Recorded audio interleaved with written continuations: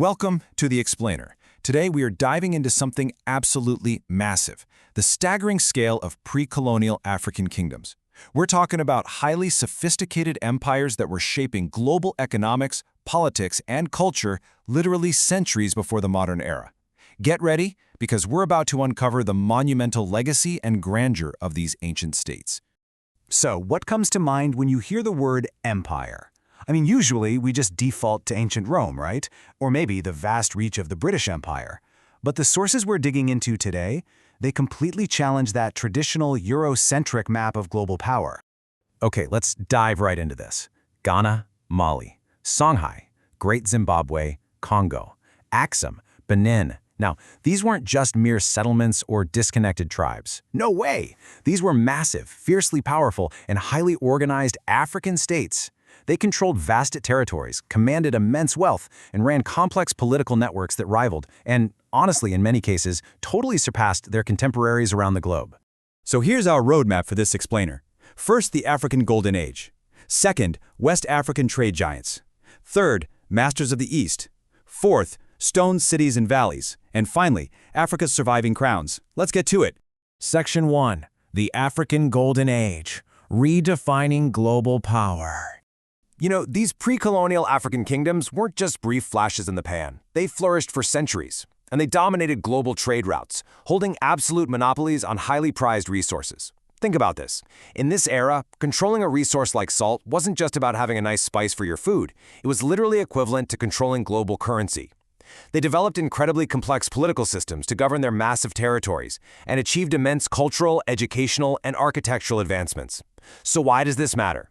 Because these globally dominant entities fundamentally shaped the world economy and early political thought across West, East, and Southern Africa. Moving on to Section 2. West African trade giants, the Saharan Titans.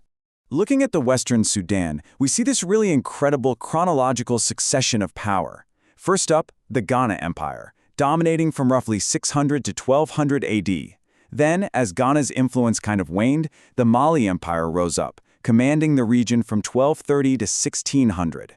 And overlapping with Mali's later years, the mighty Songhai Empire took the reins from 1450 to 1591 AD. It's like a giant relay race of power, where each of these states strategically built upon the infrastructure, trade networks, and political foundations of the last to maintain absolute dominance over the region.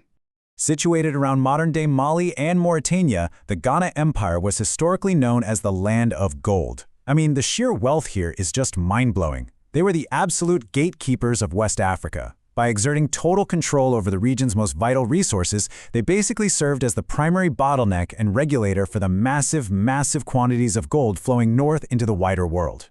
Now, what's really interesting about this next piece is how the Mali Empire took that foundation and just magnified it exponentially. Founded by the legendary Sundiata Keita, Mali achieved immense, almost incomprehensible wealth.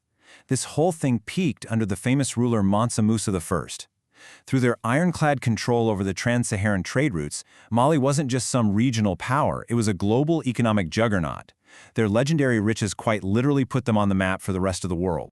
And Mali and Songhai weren't alone in this. You also had the Asante Kingdom, the Dahomey Kingdom, the Oyo Kingdom, and the Benin Kingdom. This entire region was just a bustling, incredibly complex network of fiercely powerful, competing, and trading sovereign states. It was absolutely packed with political power. Let's pivot to Section 3, Masters of the East, the Nile and beyond. Over in the East, we see two distinctly different yet equally fascinating paths to dominance. Take the incredibly ancient kingdom of Kush, operating from roughly 1000 BC to 300 AD. They were a formidable Nubian power in the Nile Valley. They exerted power through raw military and resource might, serving as a huge center for iron and gold. They became such a military force that they actually conquered Egypt. Now, contrast that with the Kingdom of Axum, situated in modern-day Ethiopia and Eritrea from the 3rd to 6th century. Axum exerted its power through highly sophisticated economic finesse. They actively issued their own currency to lock down trade routes, and their early adoption of Christianity?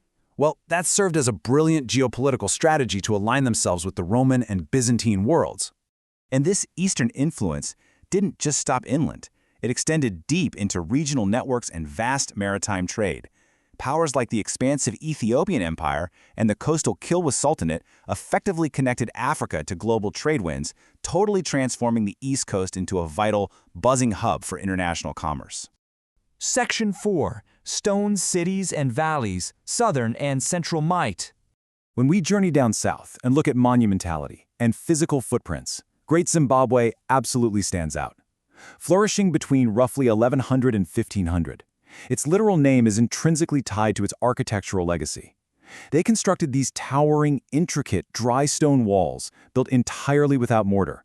It's an absolute engineering marvel, all funded by the immense wealth they accumulated through the southern gold trade. Moving over to Central Africa, the Kingdom of Congo grabs our attention for its staggering level of organization. Spanning the 14th to the 19th centuries right in the Congo River Valley, it functioned as a deeply structured political entity. They managed complex internal provincial administration and highly regulated external trade relations. This level of organization is exactly what made them such a formidable Central African power. And sharing dominance in these vast southern and central regions were other formidable forces too, notably the Kingdom of Mutapa and the Luba Empire. Each of these commanded immense territories, centralized governments, and their very own complex, sprawling trade networks. Bringing it back to the present day, Section 5, Africa's Surviving Crowns, the Modern Legacy. Now, the colonial era systematically dismantled the vast majority of these pre-colonial sovereign kingdoms. It interrupted their political sovereignty and completely redrew the map. However, while the sovereign states themselves were broken down, it's fascinating to see how some of these powerful royal lineages and cultural structures remarkably endure today. A prime example of this resilience is the Kingdom of Buganda, located right within modern-day Uganda. Buganda endures today as a non-sovereign traditional kingdom. So, while they lack the political sovereignty to govern the modern nation-state, they serve as a deeply influential cultural monarchy. They're out there actively and proudly preserving their deep heritage, history, and traditions for millions of people. But here is a truly surprising fact for you. Out of the entire massive continent of Africa, with all of the dozens of ancient empires we've just explored, do you know how many fully sovereign monarchies exist today? Exactly 3. Let's break those down real quick. Lesotho operates as a constitutional monarchy, kind of like the UK, where the monarch is head of state but bounded by a constitution. Morocco is also a constitutional monarchy, though the king there retains some pretty significant executive powers. And finally, we have Eswatini, which stands completely unique as the only remaining absolute monarchy in Africa, where the king holds supreme executive authority over the whole nation. We've covered some absolutely incredible ground today, from the gold-rich sands of the Sahara to the monumental stone walls of the South. So I want to leave you with this final provocative thought.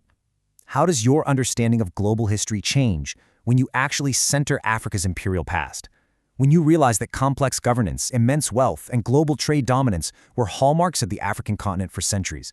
Think about that. Let it inspire you to dig a little deeper, and I will catch you in the next explainer.